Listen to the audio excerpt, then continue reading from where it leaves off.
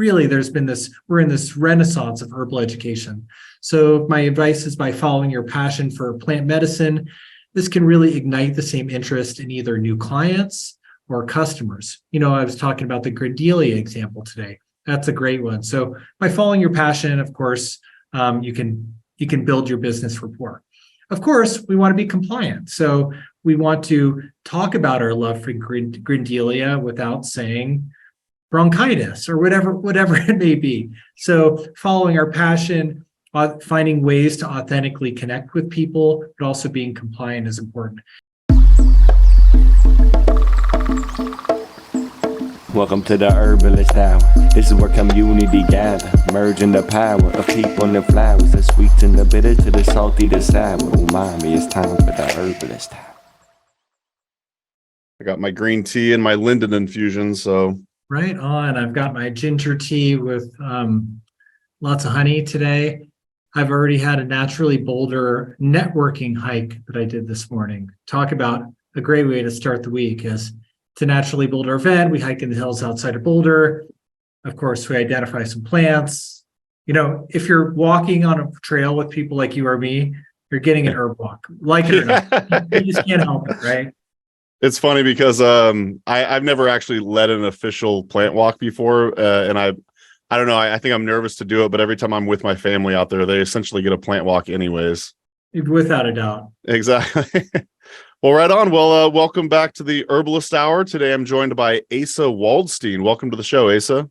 Thanks so much. Really happy to be here and talk about all things herbs and compliance. Yeah, what a fun time it's going to be.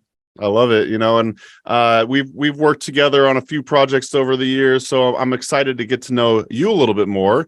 So why don't we kick things off and let us know how you got into this whole herbalism thing? I don't know if anyone's ever heard this story. Or if I've ever told it quite like this. So you've got an exclusive here. Yeah, I was gonna say. I got into herbs through reading a lot of books, Native American First Nations books when I was in high school. And then there was this band called the Grateful Dead, which I think we all heard about. And so I did quite a bit of traveling with them. And I started using echinacea, medicine like that while I was traveling around with the Grateful Dead. And I went to a rainbow gathering and learned a lot about herbs there at the rainbow gathering. And so that was kind of my early upbringing. I had a lot more hair on my head, big beard, that type of thing. But that's kind of was the core of how I got into herbs. Then I went to Evergreen State College in Olympia, Washington. I studied ethnobotany there. And I would just take my guidebooks and go out in nature for hours and hours. So I'd bring my key books, my guidebooks. I'd spend lots of time with the plants by myself, keying a plant, learning about the plant, reading about the medicinal uses, and then trying it out on myself. That's kind of how I got into herbs, just really following my curiosity for the plants, all the way to college. I interviewed our mutual friend Stephen Yeager, and I want to say his journey started with the Grateful Dead as well. So you're not alone in that. Friends. Oh, exactly. Yeah, there's the common thread right there. Well, so you studied ethnobotany at the Evergreen State College. Who were some of your, say, early herbal mentors? Well, circa 1995 in Santa Cruz, the first herb class that I think I ever took was with Chris Hobbs. Just, right down the road, a $5 class or whatever it was, really, really long time ago. And he just really blew my mind and continues to blow my mind at what an excellent and kind person and speaker and presenter he is. So Chris Hobbs certainly is one of the people I followed over the years. And then I had the great opportunity to study at the Rocky Mountain Center for Botanical Studies, a 3-year clinical herbalism program, Boulder, circa 1998 to 2001. There I got to study with Feather Jones. It was kind of the heyday of herbalism schools. There's only a handful at that time in history. So James Snow came through, Rosita Arvigo, got the great fortune to see Michael Moore a few times, Michael Tierra, lots of greats. So Feather really put on a wonderful program there. And then the second year and the clinical third year portion was with Paul Bergner. So I'd say Paul Bergner is another huge inspiration, mentor, certainly in my herbal path. Yeah, Paul's been very influential in a lot of our lives. So did Michael Moore come to the school and visit and teach there? Or did you go down to him? A little bit of both. I got to see him at the school. I remember him rifling down ciggies outside. The whole Michael Moore, amazing and bizarre human being. And then I got to see him at some herbal conference down in Arizona as well. So yeah, it sounds like you have quite the extensive herbal background, which I kind of knew, but I more know you on the whole regulatory side of things. So how did you transition from being like an herbal student to now specializing in the herbal industry or community, if you will, in the whole GMP and regulatory expertise? Just by accident. I graduated herb school, certified clinical herbalist 2001, and I needed a job. And so I started working at this herbal tincture company called Homegrown Herbals, or White Dove Herbals, Linda White Dove. Really kind of cool. Now I think it's called Enter Health Botanicals, circa 2001. Was there for a little bit. And then 2003, I started working at this dietary supplement company called Empirical Labs in Fort Collins, Colorado.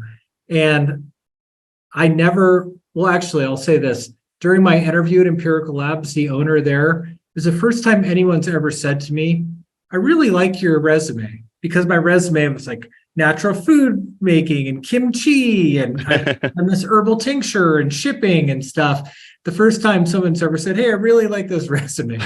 Well, they really did like it. They hired me and I stayed there for 14 and a half years. Oh, wow. Came in as a production person and then production manager person, and then ended up leaving 14 and a half years as general manager. So throughout that time, I really learned the nuances of compliance, good manufacturing practices, regulations, how you interpret them for a small company, medium company, or maybe a large company. I learned them from the inside out. So I was really quite lucky to land where I did with those couple of companies, or else who knows what I'd be doing. And I found out while I was working for these companies that I was pretty good at kind of organizing, helping to run ships, run companies, that type of thing.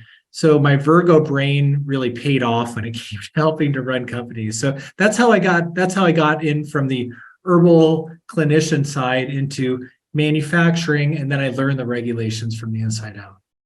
Have you ever been a clinical herbalist as a profession? I have. Well, profession means that I've made some money from it. Yes, I've made some money, a very small amount.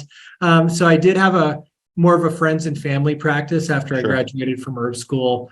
And then that kind of fell by the wayside as I got busier with my other, manufacturing regulatory type career.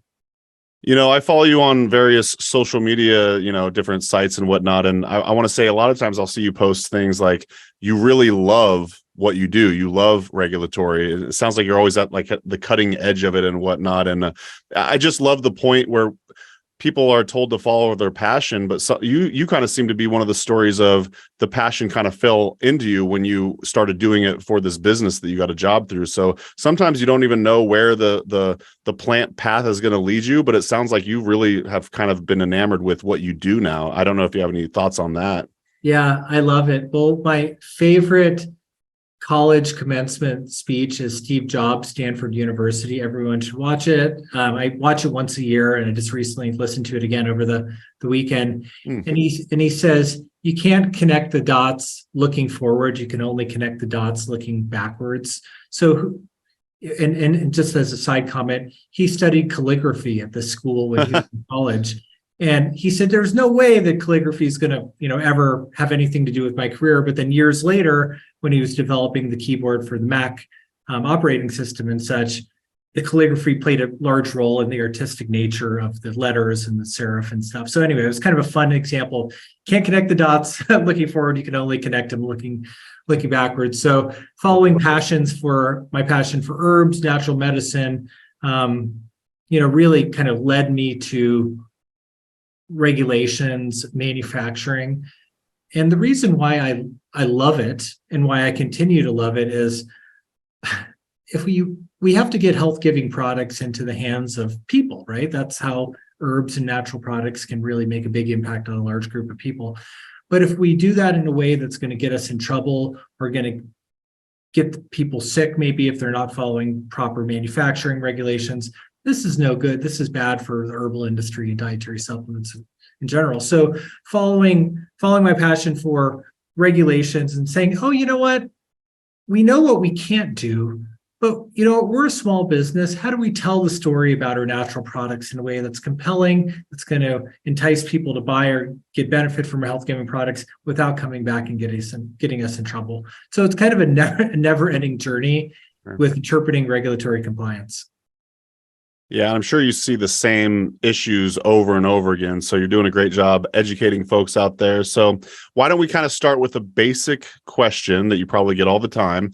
At what point should a smaller herbal company start being serious about making claims and their marketing efforts? Well, that's a good question. If you're marketing products online, you're on the radar of the Food and Drug Administration, the FDA. So if you're selling products online, even if it's on socials, on Etsy, that type of thing, you're on FDA's radar. There's no such thing as being too small to be on the radar. With technology nowadays, it's easy for the authorities to find you. So if a smaller herbal company is selling products online, that's when it's time to be really conscientious about their labeling and marketing compliance. And I don't want to scare anybody, but I also want to tell one other little side story, if that's okay. Please. So I read every warning letter related to herbs and supplements. Warning letter Wednesday, I think we're going to talk more about that later, is a weekly post that I write. So one warning letter I was researching had a claim that was cited in this warning letter in a YouTube video. So by the time I got to that YouTube video, it actually had 50 views on it, which means that FDA had probably looked at it 10 or 20 times. So I'm like, 50 views, that's not much at all, but that was enough to attract attention of the FDA and add to the warning letter. So that really shows that even a small little dimple of an impact in social media or whatever can lead to scrutiny, in particular if you're using hashtags. Yeah, because I mean, it's all searchable via hashtags and whatnot. And yeah, it's probably never been easier for the FDA to find people making, outlandish claims and whatnot. Did you have any other specific stories about smaller herbal companies where maybe they got dinged by the FDA and whatnot?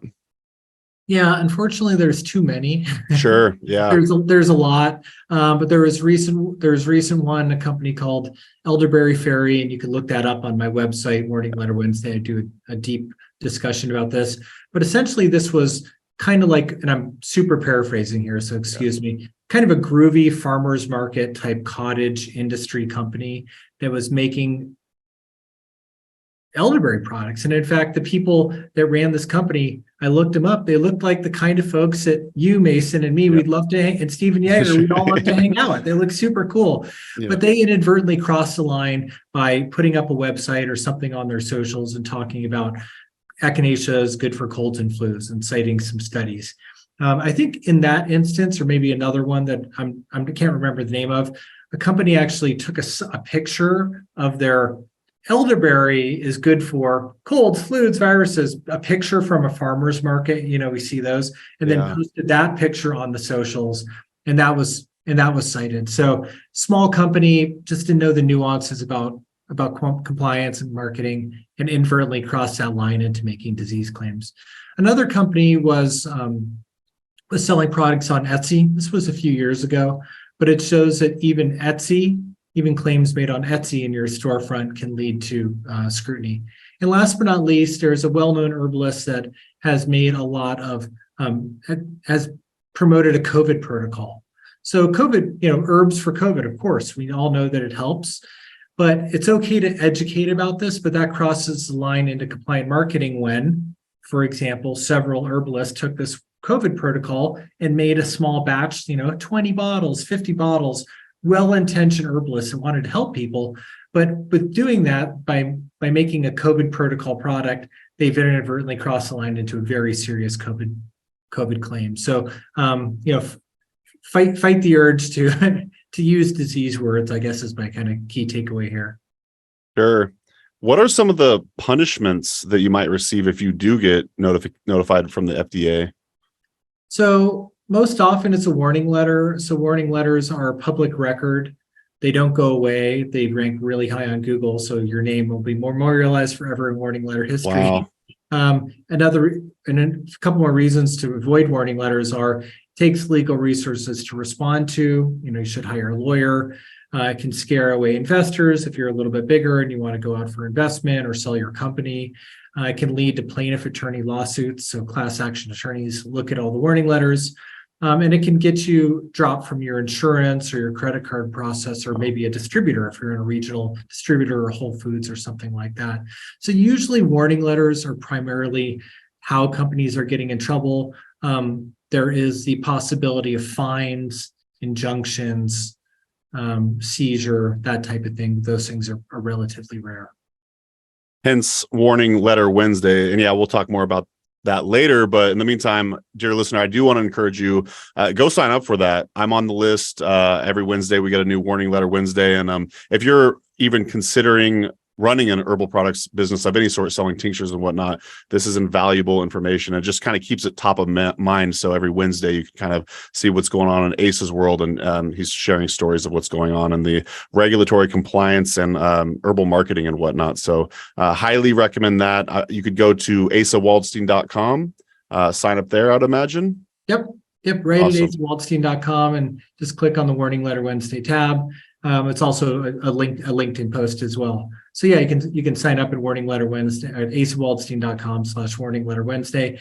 And Mason, it's a true, thank you for those kind words, by the way. It's a true labor of regulatory love. My wife knows that Tuesday nights, I'm going to be staying up really late. I'm going to drink tea. I'm going to hang out with my cat and stay up until whatever it takes to write Warning Letter Wednesday. So Wednesday morning at 6 a.m. it can be posted. So yeah, it's really fun. And I review warning letter trends as a way to not only let people know what's happening with warning letter enforcement, but also as a way to help inform your compliant marketing. Do you ever skip a week? I've never skipped a week. Wow. Even when I had COVID. Wow. I just was at this kind of like executive retreat thing in Southern California about a week ago. I wrote it there. I was like, hey, everybody, I got to stop. I can't hang out at the party anymore. I got to go back to my hotel and write it. I wrote it when I've got my fun Ugandan shirt on today to commemorate last year's trip to Uganda and Tanzania. Even when we were in the Serengeti or hiking with the mountain gorillas, I still wrote Warning Letter Wednesday. Props. Which means that I am extremely dedicated and also somewhat insane if I'm doing it on all these wonderful trips. And I know we're going to talk about this later, but I also wrote it when I was in Bali at Michael Fronte's resort as well. Wow. You're dedicated. I love it. Yes. Well, we need it. So speaking of Warning Letter Wednesday, are there other resources that you could think of that the listener might be able to look into? And feel free to mention any of your own resources, how we could learn more about regulatory compliance. Sure. There's a lot of great free resources online. For example, I have a YouTube channel called Asa's Regulatory Education Series, and you can find that through my website, asawaldstein.com. And on there, I've got a lot of videos. I've got webinars that I've done with Stephen, for example, about GMPs, tips for knowing if you're making a claim, things like that. That's a good free resource. Also I'm not trying to toot my own horn, but You're the guy. The appearances tab of my website, this is all free. I don't make any money off this at all. In the appearances tab of my website, it has all the webinars, public speaking things that I've done. And a lot of those have links to the free recordings. Those are good as well. But I would say the best resource is this herb rally video that we did. Oh yeah, right. And so I'd love for you to tell the listeners about how they can get a hold of that. But really quick, it was an hour and 20-minute discussion that we did about compliance marketing for beginners, intermediates, people that are in the herbal community, so keep you out of trouble. So Mason, how can people find out about that video we did? Oh, I love it. Thank you. Okay. So this is for the Herb Rally Schoolhouse members. Basically, if you're an Herb Rally Schoolhouse member, you're paying $10 a month. You're helping support our work here at Herb Rally. And inside of the membership area, there's a bunch of classes, including one with Asa.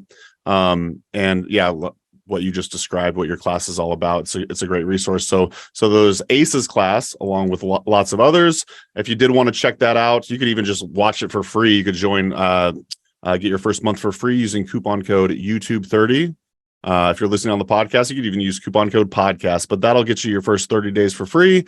You could check it out. And then if you're getting value out of it and you want to continue being a member, it really is one of the best ways you can help support our work here at Herb Rally, the podcast, the Herbalist Hour, and all that. So thanks for letting me do a little promotion there. Yeah, I love what you're doing at Herb Rally. And what I want to know is, when is more swag coming out? More clothes, really cool clothes. And I think coffee cups and stuff on your website. I really like it.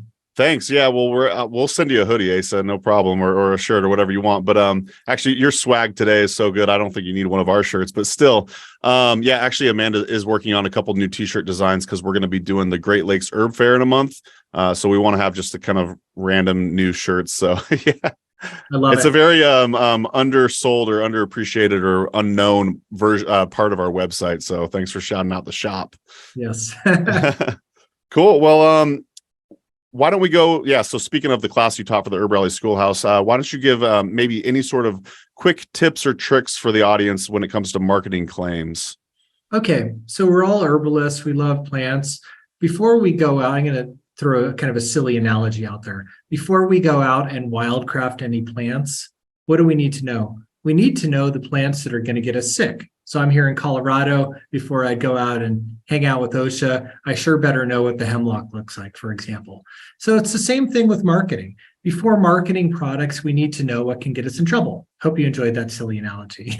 So kind of a good starting tip is understanding if you're making a claim. So here I want to just lay out a couple general tips for herbalists out there, or the herbal community, to know if you're making a claim, because knowing a claim could be difficult. It can be confusing. So words ending in itis, I-T-I-S, that means inflammation of, such as arthritis. We want to stay away from them. Other than words with anti in the title, words with anti in the title, other than antioxidant and perhaps anti-aging, we should avoid, like antiviral, anti-inflammatory, that type of thing. And we want to always think about the difference between education and marketing. I know we touched on this earlier. So our educational material, clinical study material, our materia medica material doesn't necessarily always translate to compliant marketing. So if we had a clinical study, we wanted to use that to promote our product, we should be very careful to make sure we're not using disease words. We also want to make sure that if we're copying, for example, TCM language like lung dampness, things like that, we're careful not to, again, cross that line into uncompliant marketing. And we know we touched on hashtags a little earlier. Hashtags are also considered marketing. So if we had a social post and it's about maybe a turmeric product or something like that we had, and we put hashtag arthritis, we'd take an otherwise compliant post and make it non-compliant just with the use of a hashtag. You can tell I love this stuff. I can talk a little bit, but I think I'll stop there for now. Yeah. And as you were talking, something came to mind. I want to say, tell me if I'm wrong or not, but is using the word support your friend, like supports natural digestive function, that kind of verbiage? Or hey, I think supports natural digestive function is pretty good, but I like but supports is really a good word, right? So yeah, what's the opposite of supports? Enhances, promotes, that type of thing. I consider enhances, promotes, words like that as action-oriented words, whereas support, you're kind of keeping the body healthy rather than increasing your immunity or increasing this. I like to stick with supports, especially when it's related to statements about cognitive function, memory, and immunity. Otherwise, promotes digestion, pretty low risk, but promotes immunity, much higher risk. Sure. Yeah, it almost seems too obvious why that would be the case too.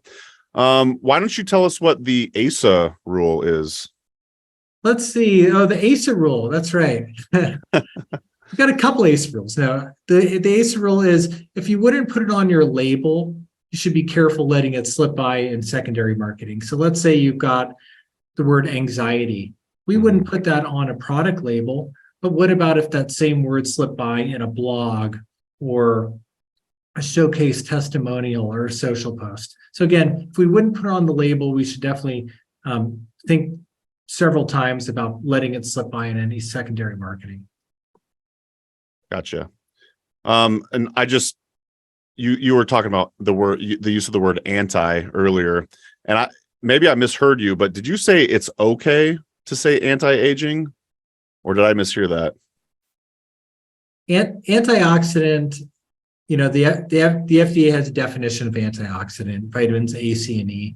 Yeah. Now, when I look at, I've really looked hard to try to find other antis that are probably not going to attract a warning letter. And I haven't found anti-aging in warning letters.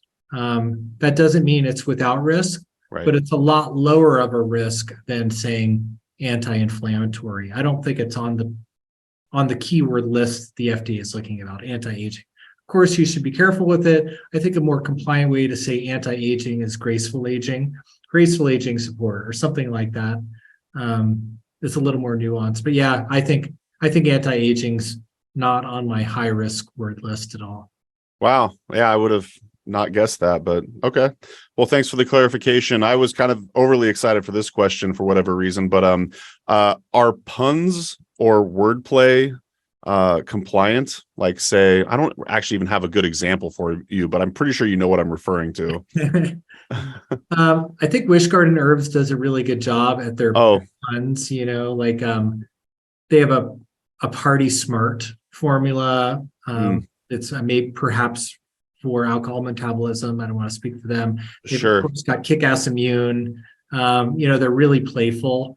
Puns are considered marketing, but they're less likely to be scrutinized than if you just come out and say hangover relief or something like that. Yeah. So you want to be careful. Here's an example. It's a little bit embarrassing, but years ago I was making a product for male sexual health. Don't blame me. It was a product that we were already making, but the product's name was called Viagrate.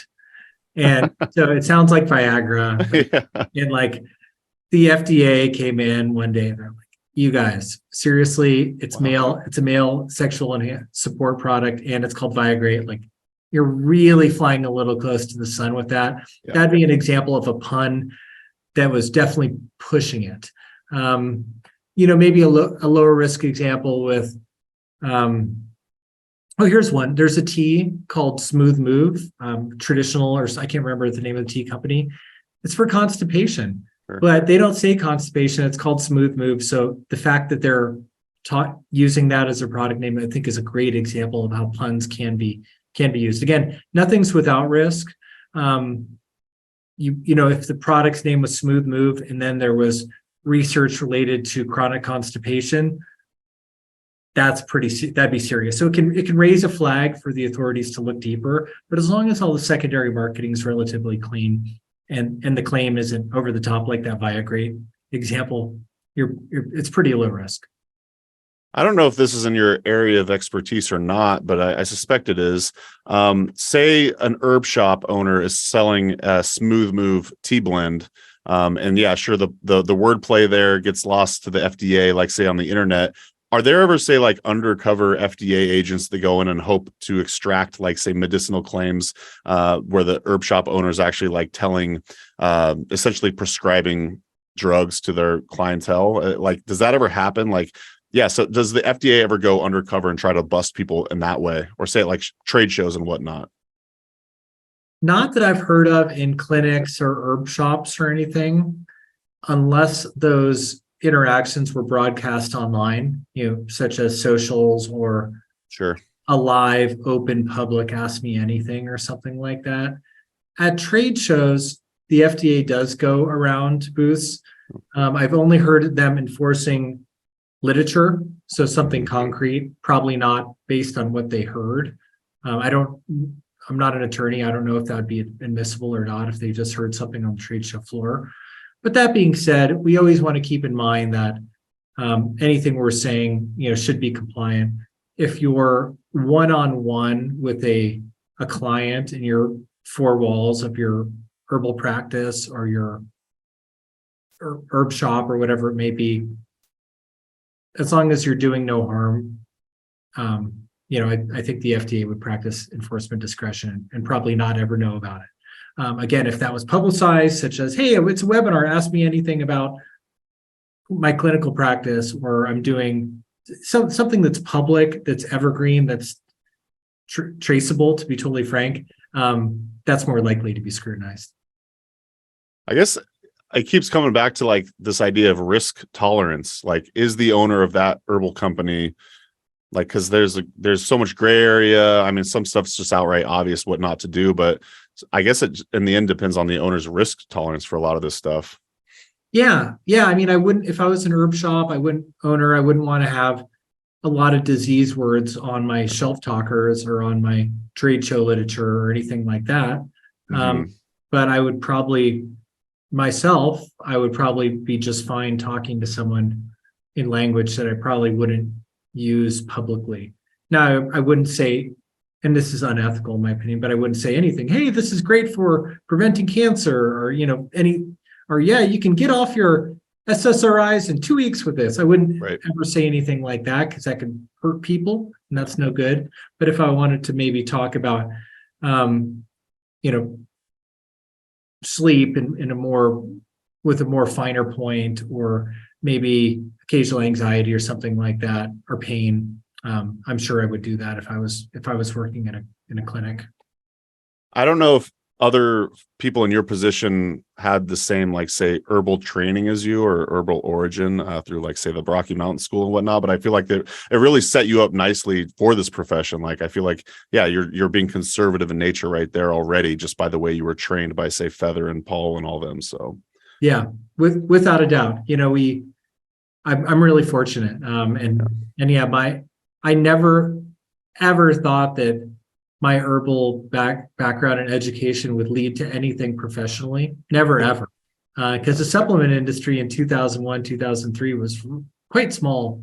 I don't know what the percentage, maybe it was 10% or something, what it is today. wow.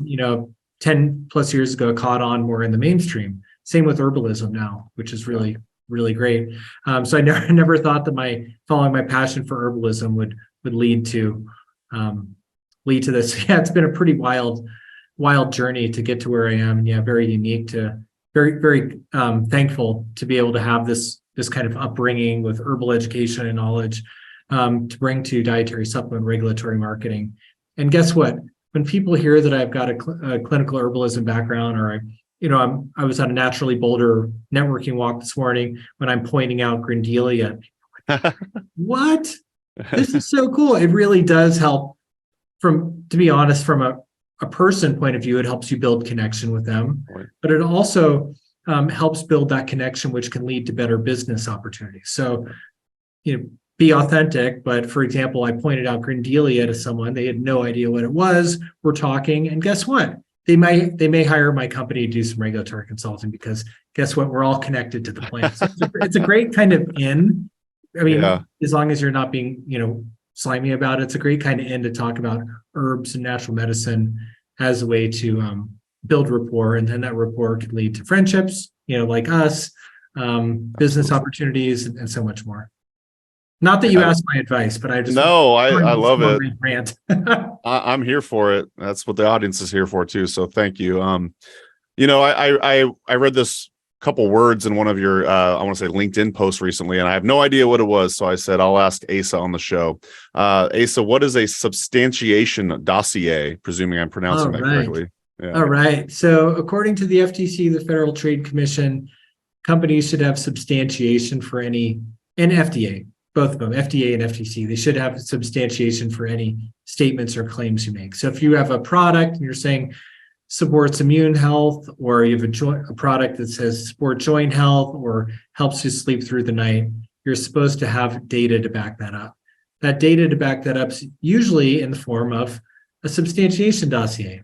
Sounds like a really fancy official name, right? Really, it can be pretty simple. All it really is a form or a packet where you have claims, and then you have the clinical studies to back those up. So if there's a clinical study on 500 milligrams of echinacea purpurea root in a tincture for immune support in healthy individuals. And that study is well powered, competent, reliable, all these type of things. Then sure, you can use that to substantiate your immune support statement if you're using that same amount of echinacea purpurea in a tincture. So really all it is just a reference or a packet where you have all your research saying, I can prove claim A with this clinical study. Okay, well, thanks. I guess I participated in a substantiation dossier when I worked at Mountain Rose Herbs, and I just didn't know that that's what it was called. But Mountain Rose Herbs has, I want to say, like an ever expanding one. It continuously grows because the marketing department always wanted to make sure they were compliant and closely working with the regulatory department as well. So, all right, well, cool. Yeah, that makes sense that it would be important for an herbal business to have. So, Asa, you inspire me not just as like, say, a regulatory person, but as a business person in general. I think that you do it the right way. And I'm just kind of curious if you could, for the herbal entrepreneur out there, if you could kind of just give like general herbal business advice. Sure. So we're really living in this golden age of herbalism. When I graduated from herb school and I told people what I was studying herbs and natural medicine, they immediately asked me for cannabis. Hey, can I buy some cannabis from you? They're like, oh, like rolling my eyes type of thing. So, but now, herbalism has kind of gone mainstream. There's herbal apothecaries everywhere. There's herb schools. So people are much more accepting of plant medicine. It's really super heartwarming and amazing. Same thing with supplements, but really we're in this renaissance of herbal education. So my advice is by following your passion for plant medicine, this can really ignite the same interest in either new clients or customers. I was talking about the Grandelia example today. That's a great one. So by following your passion, of course, you can build your business rapport. Of course, we want to be compliant. So we want to talk about our love for Grandelia without saying bronchitis or whatever it may be. So following our passion, finding ways to authentically connect with people, but also being compliant is important. And one of the things that I love about social media is that if we're authentic, we can have conversations like this, Mason. We can really connect with a lot more people than we can in a localized group. So doing free webinars for people. Hey, we're going to talk about this plant, or for example, these discussions like you have here. This herbalist discussion is fabulous. It's a great way for people to build rapport with you and your guests as well. So when we go to an herb conference, people are like, "Oh my God, you're Mason. I feel like I already know you because you've already delivered this authentic free content." So I'm still a big fan of building content, keeping it consistent. So some folks may say, I'm going to build this educational platform, or I'm going to write this post. But of course, got to keep doing it, like Warning Letter Wednesday, like this event that we're talking on today. So finding something you like, building content that you're passionate about, that's helpful for other people, that they're interested in, doing it on a consistent base can also, certainly help your business without a doubt. And one more thing, push your comfort zone. I do a lot of public speaking now, but I didn't always. And so I had to get up and start doing public speaking. I didn't feel like I had anything to give, right? And like, who am I? Everyone has imposter syndrome. So that's another one. Everyone has imposter syndrome. But if you're able to find content that you really are passionate about, that other people are interested in, give a talk, host a meetup. It's essentially free. Host a meetup, apply to speak at herb conferences, that type of thing. That's a really, really great way to grow your business and make a lot of friends as well. I love everything you said there, and I'll concur on that last point.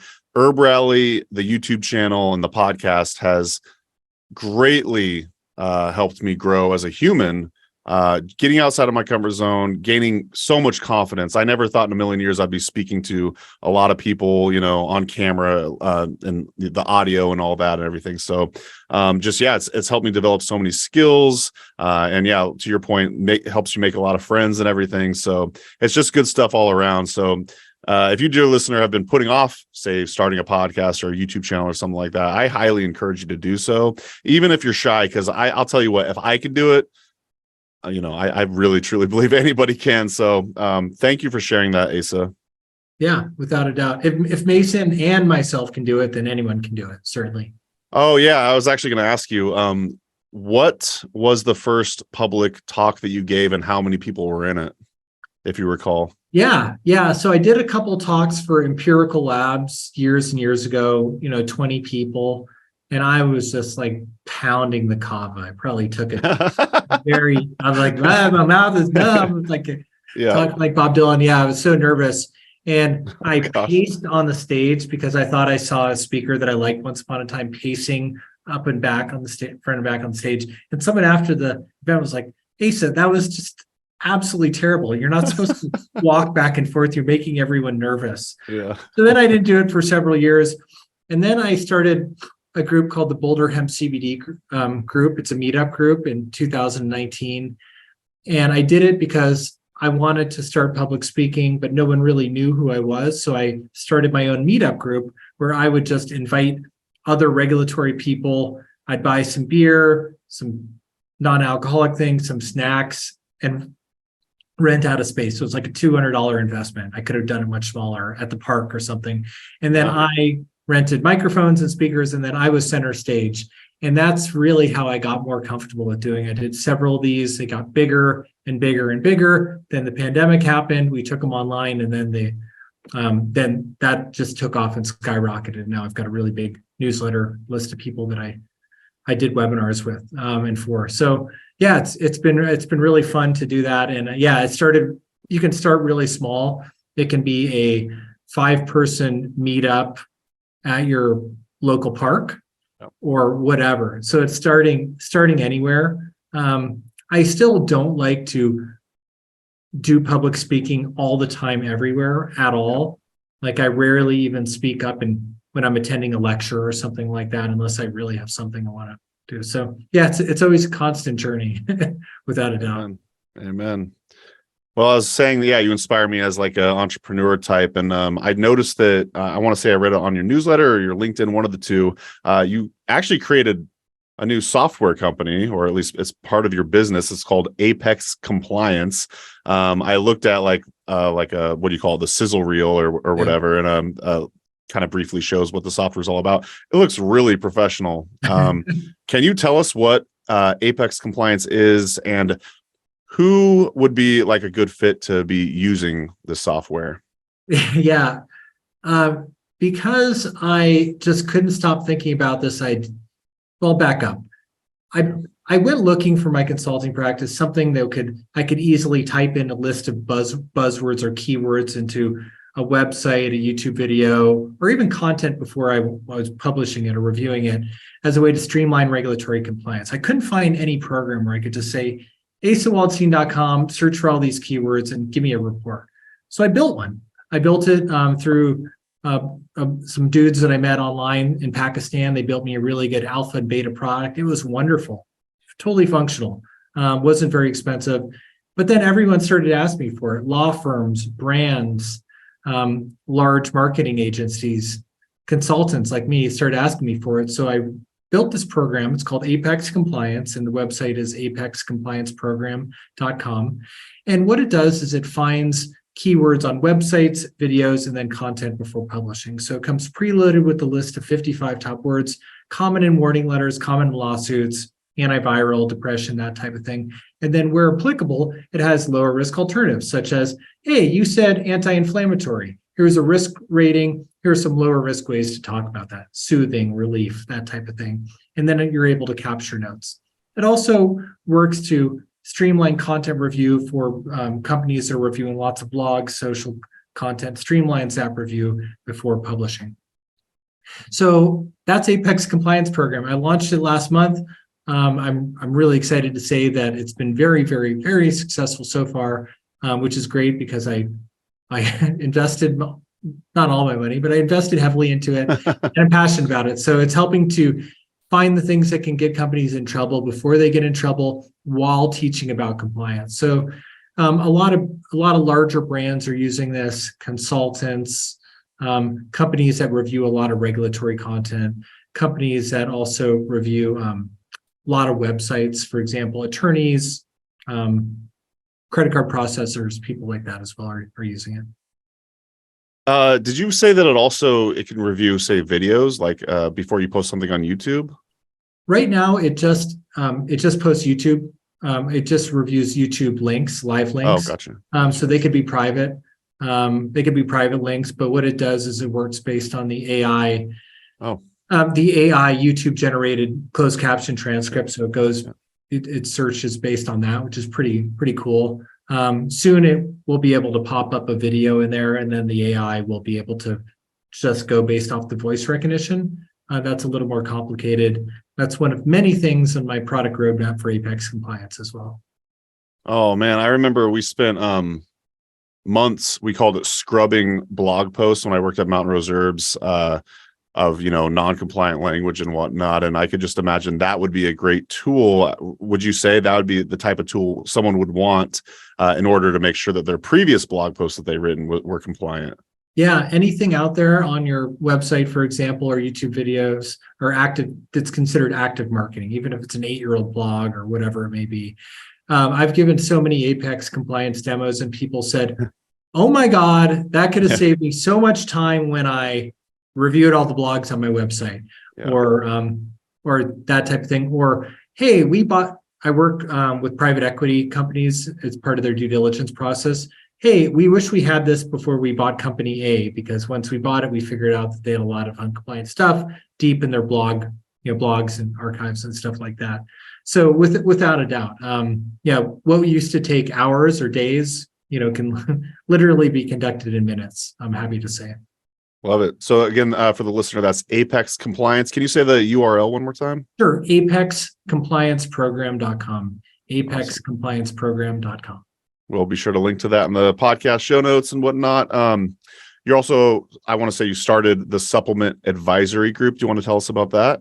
Sure. So this is a regulatory consulting company I started just around 3 years ago. And it's just myself and one other. We're small, we're nimble.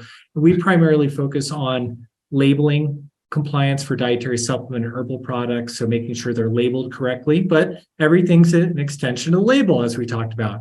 So online marketing compliance, reviewing blogs, conducting company trainings, do it for a lot of small companies, very, very large companies as well. We'll come in and assess the compliance risks and then do a customized training. We also do a lot of one-offs for companies out there that just need, hey, I need an hour of guidance from my team. Can we do a Zoom call and it'll be an Ask Me Anything and they can ask me whatever I want. That's something that may be applicable to your listeners as well. Sure. Right on. Well, you wear a lot of hats. You've started a lot of things. I'm excited to see where you go with the Apex compliance and whatnot. That'll be cool to see the evolution. And I'll be learning about it via LinkedIn. And I'm sure on your Warning Letter Wednesday, you'll keep us posted as well. I believe you said you would agree to do this segment we've been doing called Giving Flowers. Do you want to do that? Sure. Can you remind me what it is again, please? 100%. Yeah, totally. So for the listener as well, basically, I'm asking the guest to give their flowers, so to speak, metaphorically. That's giving props publicly to someone who has helped them along their herbalist or their life journey. So it could be some sort of mentor or whoever you'd like to just, publicly thank for helping you along your life's journey. I didn't do any preparation on this, but I've got a couple of flowers to give. So, the first flowers is Paul Bergner, spending a couple of years with him day in and day out in the woods, really, really kind soul. He really helped continue to develop not only my passion for herbs, passion for clinical herbalism, but also helped me really become certainly a better person, I think. As did Feather Jones, to give her some flowers as well. And then more recently, without a doubt, it's been Stephen Yeager, we've talked about already with Mountain Rose Herbs. I'd like to give him some flowers because he's not just a friend, but then some of our conversations are all about regulatory. Or I chair the American Herbal Products Association APA's Cannabis Committee. We were on a call this week, and it's a trade group. So you vote for things and you make motions. And we hadn't made a motion in that committee for so long that I forgot the process to do it. And all of a sudden in my chat, I'm outing here, Stephen. Stephen said, "Hey, here's how you do it. You do this, and then you do this, and then you ask if there's any objections, and then you say passes by general consent or whatever it may be, without asking." So it was very, very kind of him to do that. And then we're also really good friends and love music and hanging out at all the herb conferences. So yeah, I think I'll stop there because there's probably so many more people I could give flowers to. So maybe in another couple of years I can come back on again. Sure. And have some more flowers to give some more flowers. I love it. Well, thank you. Great choices. Awesome. Well, you were just at the International Herb Symposium. Speaking of Stephen, can you tell us about your experience? Like, it could be as long or as short as you want, but I unfortunately missed the event this year. So I was just kind of curious if you could let the audience know how that event was. Yeah, wow. What a great event. I had never been before. It's my first time attending. So, Susan Leopold, huge props. United Plant Savers, huge props. Everyone who put that event on was amazing. So it's at Wheaton College in Massachusetts. And when you walk in, the opening gathering was in the school chapel. But when you walk in, there's people playing djembes outside. They're saging you. People are giving hugs. You go into this giant church. There's a huge altar decorated with all these plants. And you just kind of feel the spirit of the plants. It's like our own herbalist church. So it's like that was not lost on me at all. And so that really set the tone for the week. It was just amazing. So it helped me reconnect again with plants, plant people, knowing that, sometimes as plant people, we can feel really alone. We're on our own islands, but being able to connect with other people that are just as much of plant weirdos as we are really makes you feel good. So yeah, the event was fantastic. Hanging out with all the teachers, but all the students and stuff. I taught 3 classes there. It was just really fabulous. So yeah, just really soul warming to be able to spend some time there. You did an intensive with Stephen, yeah? Yeah. And I know you said you couldn't come, so I'm really rubbing it in here, Mason. I apologize, my friend. Well, you're painting a beautiful picture. I absolutely adore that event, so I'll have to make the next one. I do have the good fortune of attending the Great Lakes Herb Fair next month. That'll be my first herb conference, I want to say, since 2019. So stoked to attend that and get to hang out with all the herbal people. And we're actually going to have a booth there, so it'll be super fun. We actually are probably going to do some, podcast herbalist hours at the table and whatnot. So that'll be a lot of fun. Yeah, I love it. And Stephen and I, to answer your question, we did a 4-hour GMP and marketing compliance intensive there. It was really well attended. I mean, there was 35 people or something, and it was an add-on class. So yeah, there was a lot of great questions, a lot of great people, and Stephen and I just rocked it. We had so much fun teaching that class together. Love it. Well, speaking of events, I know you just spent some time with singer Michael Franti. And yeah, I was definitely a fan of his in my early to mid 20s, and I still love his music. I haven't heard much of it recently, but can you tell us about your experience there and what you were doing? Oh my God, you have to check out his new music. He's got some great songs like Big Love, Lost But Not Alone. It hasn't been published yet, but the new music that he's dropping is just, and he's on this huge national tour, 2.5 month US tour right now. So if you can check him, definitely check him out. Sweet. So for my wife had a big birthday in March. And so we were at this Red Rocks Michael Franti show with my daughter and good friends.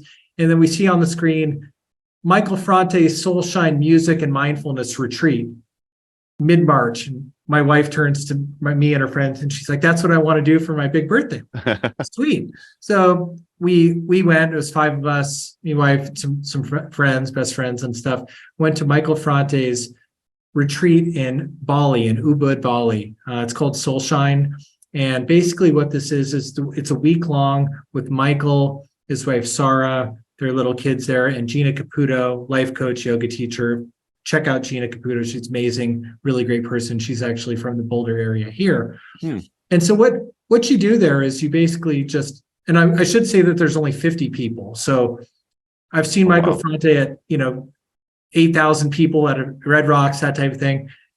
We're just like in the pool, and Michael comes up and cheers you with the mojito. And that really exemplifies that it's not a retreat center that takes itself too seriously. It's do the work, do the yoga, meditation, mindfulness, talk about things, go have fun. And then in the night, we're going to just dance to Michael Franti music. So I'll just share one thing, if it's okay, that Sure. I really loved about this retreat center. They have these soul circles. And at first I'm like, oh man, I don't want to sit in a sharing circle.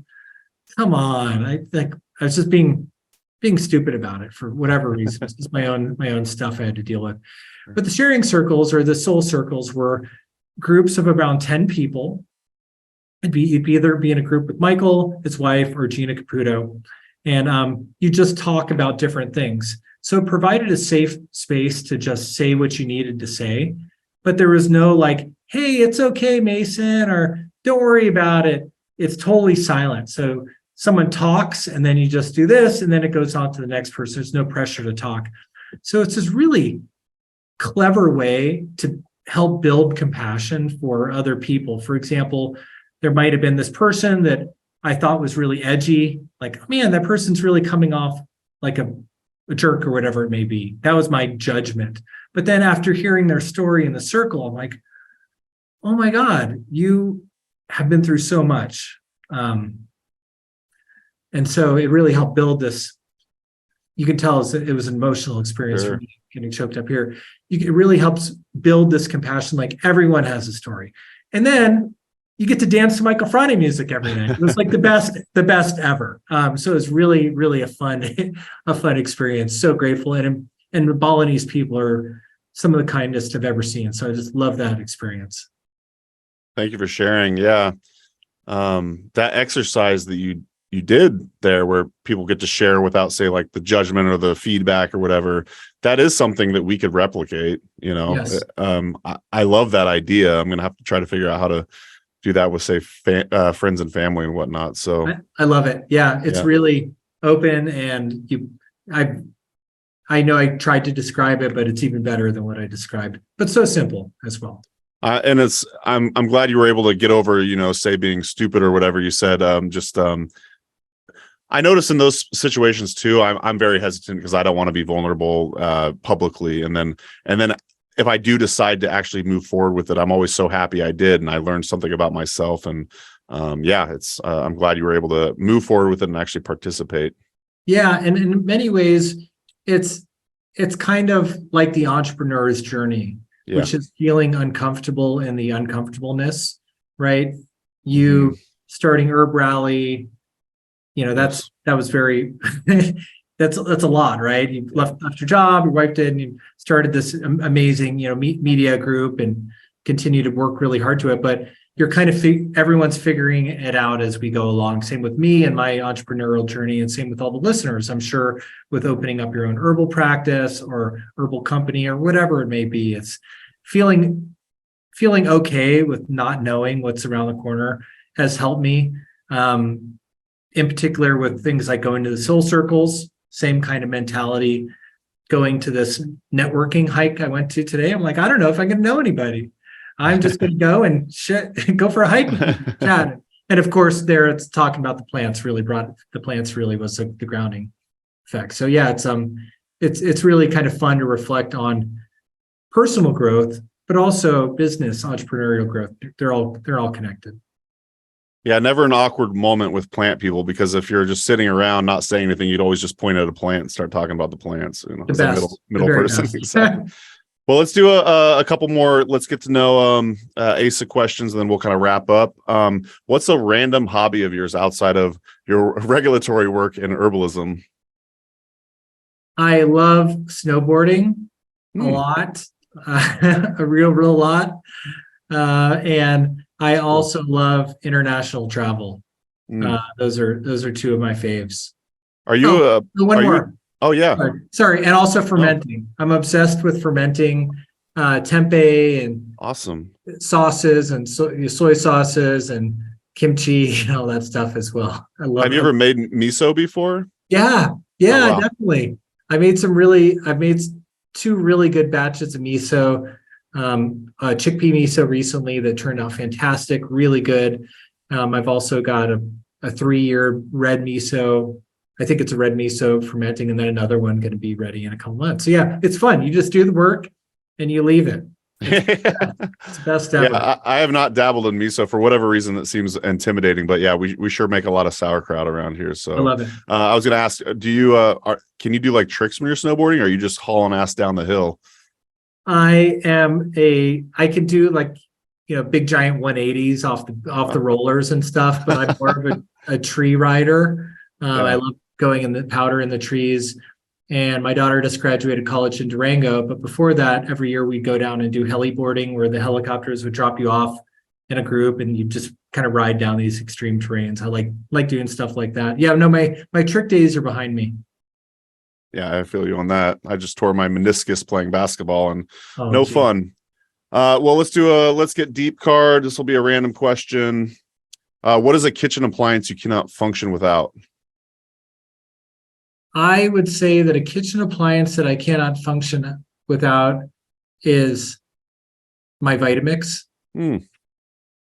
That's an easy one. Yeah, versatile. Mine's probably just my cast iron pan. Yeah.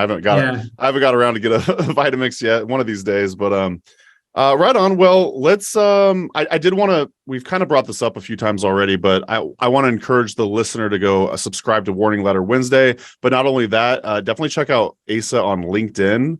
If you're not on LinkedIn, and actually you might be surprised if you're not on LinkedIn, there's a lot of herbalists on there, a lot of herbal discussions overall. But yeah, Asa's always posting great informative stuff on there. So if you don't catch him on Warning Letter Wednesday, definitely trying to connect with him on LinkedIn. Anything you want to add to that, Asa? Nope. I'm really active on LinkedIn. I love it. And it's fun. And that's a great way, to be totally honest, to bring it back to what we were saying earlier about finding your voice or things you have to offer. It's a great way to kind of noodle around and find your voice. If you're talking about things on LinkedIn and people are really interested in them, maybe that's a good sign that'd be a good thing to do public speaking about, or do a weekly post or monthly post about. So yeah, it's a fun way to, again, connect. So much of my business comes from miscellaneous people that I've met on LinkedIn now. And now when I go to events, people are like, "You're the guy from LinkedIn, Morning Letter Wednesday." I'm like, all right, cool, I'll take it. Why not? Yep. Well, yeah, okay, right on. Couple more questions. What keeps you learning and growing? I usually say in the field of herbalism, but we'll go with regulatory and whatnot. Sure. So of course, spending time in nature, spending time with plants, just going out on those short walks by myself, chilling with the plants, that's rejuvenating. But what keeps me learning a lot is dedicating drive time, time at the gym, time riding my bike, and also time in the shower. I'll admit, Yeah, everyone here, I do that too. to listen to podcasts. I'm just like nonstop listening to podcasts. I'm really interested in AI and Sure. herbalism, and listening to Herb Rally and podcasts like this constantly helps me keep learning and learning and learning. And then that leads, as long as you keep doing that and following my curiosity, I keep learning. So for example, there might be a podcast and then they talk about a video, and then I watch that video and then I follow that person. And then that leads to maybe a local meetup group. And then I go to a meetup group and then I meet someone. It's just kind of following my curiosity, but doing it through filling and cooking too, filling a lot of that downtime, which is this educational podcast. is really good for my brain. I love that. It kind of reminds me of the people who go down the Wikipedia rabbit hole where they keep opening new tabs with the different Wikipedia pages. That's kind of how your brain functions. And I'd say mine does too. And I want to encourage you. So Asa does consume a lot of different podcasts and educational content and whatnot, but Asa is also, producing content in the world. So it's good to consume a lot of this stuff and learn new things. But I think it's also good to put out what you're learning into the world somehow. And that could be, say, starting your own podcast or YouTube channel or whatnot. So just a little bit of encouragement there from me. But while we wrap up, Asa, do you got any, parting words of advice or things you want to plug? Yeah. So first off, I'm really grateful to be here, Mason, and all the listeners. Thank you so much. So I'll end with the kind of a personal anecdote and quote. So, we're all influenced by our world, right? Things that happen with our family, upbringing, friends, that type of thing. So my father was a huge inspiration to me in business, entrepreneur, and as a person. And he passed away early in the pandemic.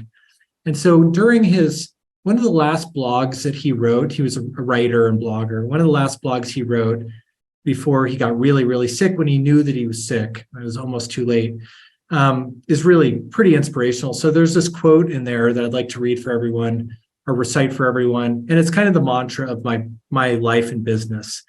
And he wrote it at a time where COVID was in New York City. It was really bad. World was falling apart.